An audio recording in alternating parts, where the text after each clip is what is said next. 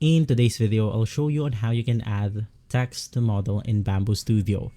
So in my case, I'm going to be adding a new model right here, which is by right-clicking on it and then selecting your model. So in my case, I'm going to apply a cylinder or maybe something like a cube. And basically from here, I'm just going to customize the scaling of my design. Now to finally apply the text on your model, it's going to be extremely simple.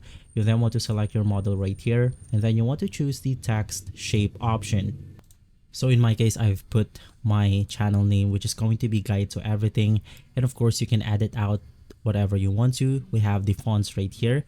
You have the sizing of the fonts and you can make it bold and more.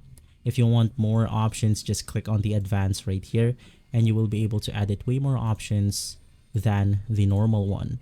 Of course, to finally edit out how this will turn out, you can edit out the thickness, the embedded, depth, and more. So if you want to make it more stand out, you can then adjust the thickness of the layer right here. So in my case, let's maybe put something like 5 onto this section.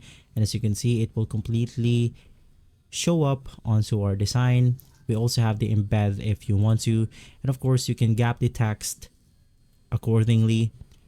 And then you also have the angle if you want to.